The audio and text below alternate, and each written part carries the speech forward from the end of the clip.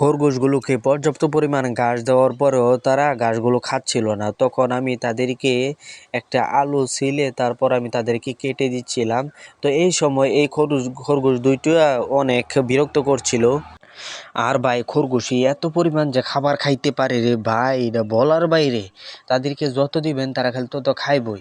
এক জিনিস কিন্তু আবার তারা বারবার তারা খাইতে চায় না, একটু পরিবর্তন পরিবর্তন করে দিলে তাহলে তারা অনেকগুলো খাবার খাইতে পারে। তো এই খরগোশ দুইটা মনে হয় যে 10-15 দিনের ভিতরে বাচ্চা দিবে। তো এই জন্য তাদেরকে আলাদা একটু যত্নের প্রয়োজন পড়ে। তাই তাদেরকে আমি আলাদাভাবে একটা যত্ন দিতেছি যাতে বাচ্চাটা অনেক ভালো হয়।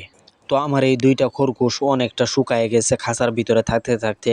আর তাদেরকে যদি বাহিরে ছাড়া হয় তারা এত পরিমাণে দৌড়ায় যে তাদেরকে ধরা প্রায় অসম্ভব হয়ে যায়।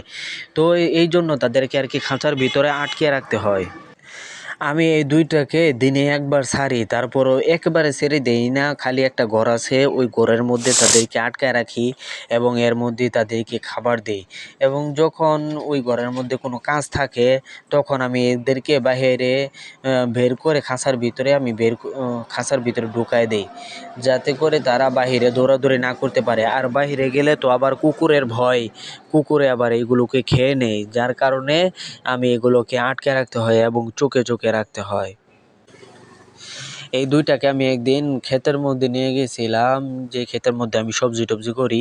ওই ক্ষেতের মধ্যে ছাড়ার পর সে আমার সবজি গাছগুলো খেয়ে নিয়েছিল, যার ফলে আমি আর তাদেরকে ওই ক্ষেতের মধ্যে নিয়ে যাই না, বাড়িতেই যা পারি ঘাসগুলো এনে দেই এবং তারা খুব স্বাচ্ছন্দ্যে তারা খেতে থাকে।